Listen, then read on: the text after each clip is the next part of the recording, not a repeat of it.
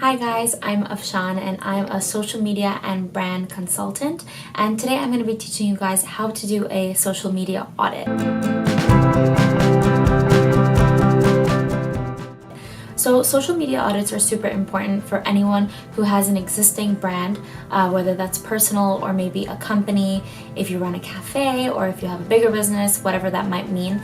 And it's a really good way for you to basically recalibrate your social strategy and to figure out, what's going right, what's going wrong, and what are other people doing in this space to kind of gain traction on social. So I'm going to teach you how to do a social media audit in 12 steps, and I'm going to be using an example so that you guys can kind of see how to audit real time. So Urth Cafe, if you guys are from California, or if you visited, it's a pretty famous cafe. So I think I picked Urth Cafe because it's big enough that we would know what it is, but small enough that it shouldn't be too difficult to kind of control the social strategy. We're going to be following the Urth Cafe example along. So the first thing that I would do in terms of conducting a social media audit, I would collect all of the existing social platforms that the brand has and put them all in a document.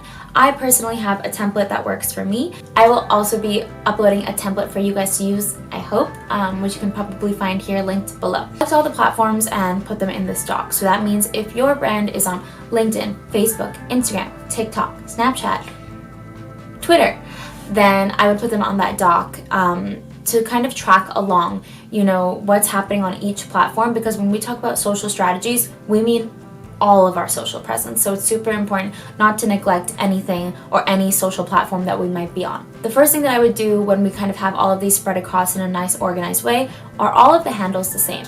So if we look at the Urth Cafe example, if you look at Urth Cafe's Instagram page, it's called Urth Cafe, and then we go to Facebook. If we type in Urth Cafe on Facebook, we will find it very easily. It's actually broken down into geographical locations. So you have Urth Cafe Pasadena, and then you have Urth Cafe DTLA, downtown LA, and so that's pretty easy to follow. If I only knew Urth Cafe from Instagram or in person, it wouldn't be difficult for me to find it on Facebook.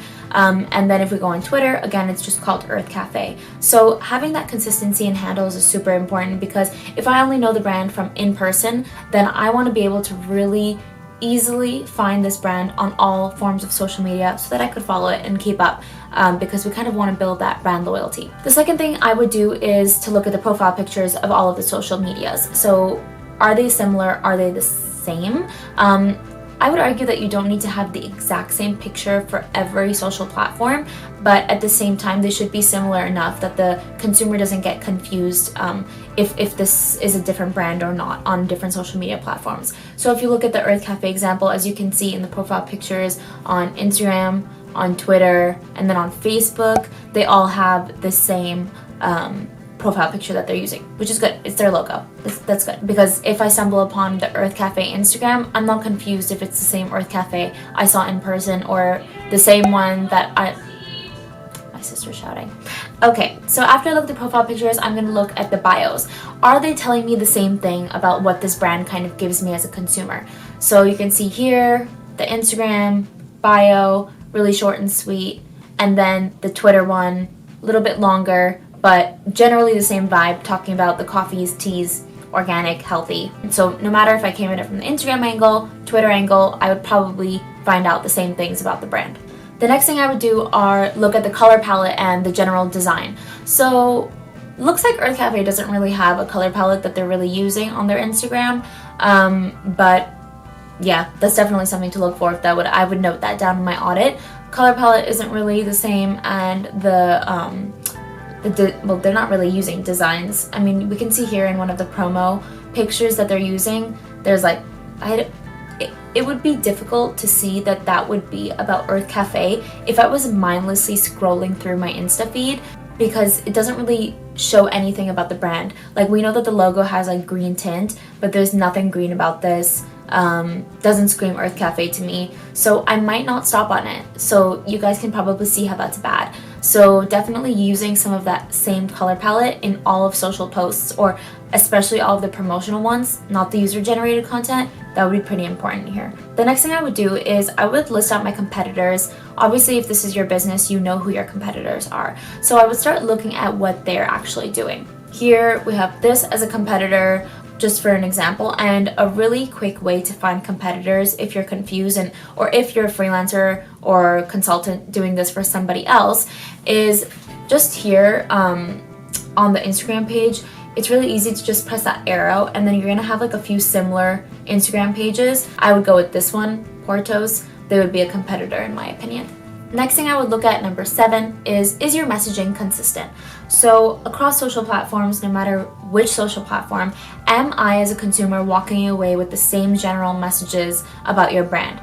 I would say yes here, especially if we're looking at the Instagram, Twitter, and Facebook. I'm still understanding that Urth Cafe is very healthy. They have coffees, they have teas, it's organic. Number 8. What forms of content are working and what are not working? So forms of content I consider like long form video, short form video, photos, GIFs, Instagram stories, IG lives, all of those kinds of things. Those are forms of content. So what is working in terms of content and what's not working? Are people really engaging with user generated content, which is basically if customers come in and take photos, or are they engaging more with maybe like memes that Urth Cafe has? I don't think they have any memes, but you know what I'm saying.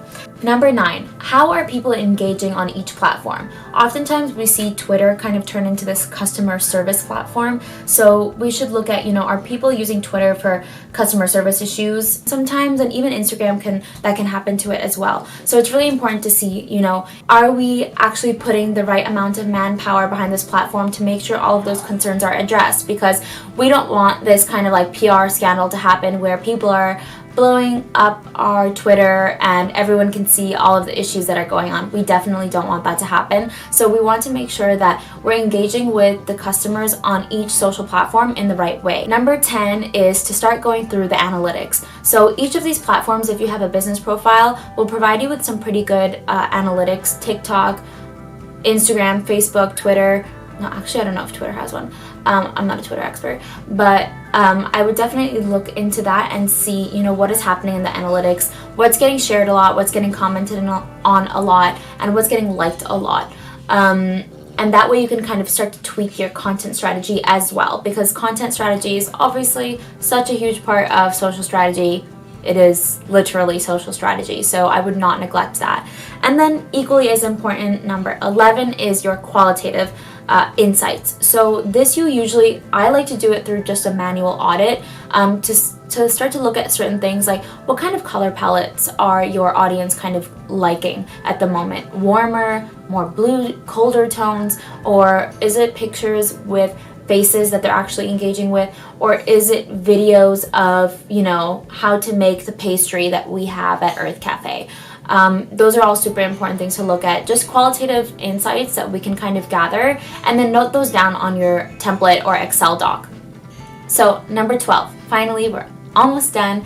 All I would do next is start to look at both the qualitative and the quantitative insights that we have here and start to basically tweak the strategy. If we know that Twitter is not really doing its job, if people don't care about Urth Cafe's Twitter because we're not using it in the right way, try to figure out what is working, what is not working from all of the things that we just did.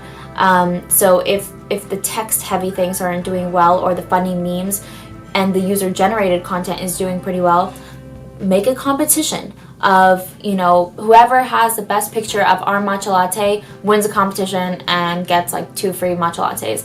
And that could create a lot of online hype. And then on Instagram, for example, if we see that people are kind of really attacking us in the comment section and maybe using us as our Instagram page as more of a customer service kind of platform, then having the manpower to make sure that we have someone to always be commenting back and saying, hey, we'll slide you a DM, so sorry this happened, kind of thing.